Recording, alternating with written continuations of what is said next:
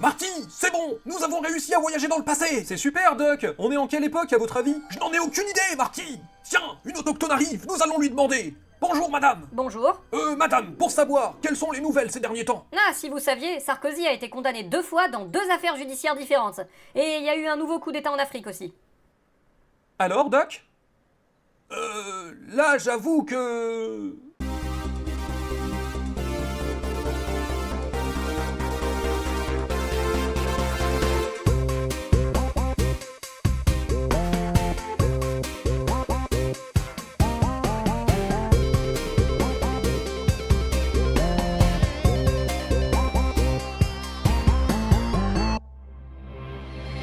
Bonjour et bienvenue dans votre journal.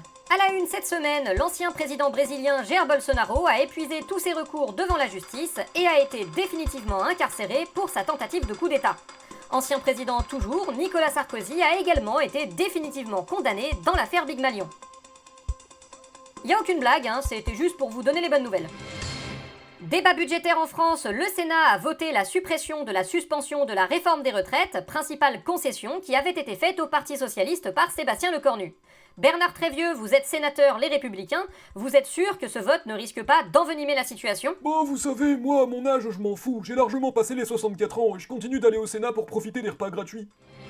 Alors que le Parti Socialiste a proposé un emprunt forcé aux foyers les plus riches afin de contribuer au redressement budgétaire, le ministre de l'économie Roland Lescure a affirmé que ce n'était pas nécessaire car la France n'avait aucun problème pour emprunter sur les marchés. Roland Lescure, vous maintenez vos propos? Tout à fait. Donc vous confirmez, on est d'accord, qu'il n'y a aucune urgence en France vis-à-vis de la dette. Alors si. Non mais, pas parce que, en fait, On vous laisse réfléchir sur ça, Bien sûr, la principale nouvelle budgétaire de la semaine, c'est le large rejet du budget de l'État par l'Assemblée nationale. Sébastien Lecornu, c'était un désaveu total de votre méthode, non? Pas du tout, au contraire, je constate que l'Assemblée nationale est toute proche d'un accord. Ah bon? Un seul député pour et plus de 400 députés contre, c'est être proche d'un accord. Bah oui, on va reprendre tout le projet, et pour chaque amendement, on va écrire exactement l'inverse. Et là, paf, 400 députés pour, c'est mathématique. Ah ouais. Suite à cet échec, certaines voix s'élèvent pour proposer un retour de l'article 49 alinéa 3 de la Constitution. François Hollande, bonjour. Bonjour. François Hollande, vous êtes favorable à un retour du 49.3? Eh bien, je pense que c'était une erreur de s'en priver et que son retour avec un accord de non-censure pourrait permettre de débloquer la situation actuelle. C'est marrant quand même, je constate qu'entre ça et le fait que vous êtes contre la taxe Zuckman, chaque fois que vous vous positionnez, c'est pour vous opposer à un truc proposé par le Parti Socialiste. Vous êtes de quel côté en fait? Je suis du côté qui fait chier Olivier Faure, essentiellement.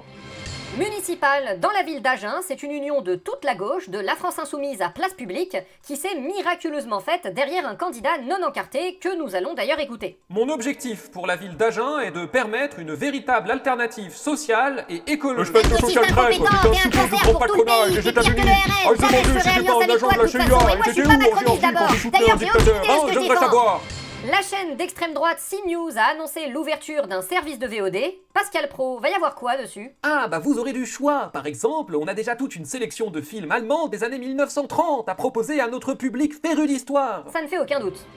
Pour notre entretien du jour, nous nous retrouvons avec le député La France Insoumise, Aurélien Taché. Aurélien Taché, bonjour. Bonjour. Aurélien Taché, vous avez plusieurs fois déclenché la polémique ces dernières semaines en revendiquant des positions largement pro-chinoises.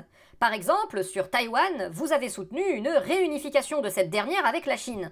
Pouvez-vous nous expliquer? Eh bien, les Taïwanais sont des Han, qui est l'ethnie majoritaire en Chine. Les Taïwanais sont simplement les héritiers des nationalistes qui ont fui Taïwan car ils refusaient le communisme. Cela ne leur donne pas le droit de faire sécession. Ah ouais! Et j'imagine que les aborigènes taïwanais, on s'en fout. Les aboris quoi? Bref, donc du coup, par exemple, en suivant cette logique, vous êtes que pour la France envahisse la Wallonie? Oui, bien sûr, les Wallons sont des Latins, qui est l'ethnie majoritaire en France. Les Wallons sont simplement les héritiers des royalistes qui ont fui la France car ils refusaient la République. Cela ne leur donne pas le droit de faire sécession.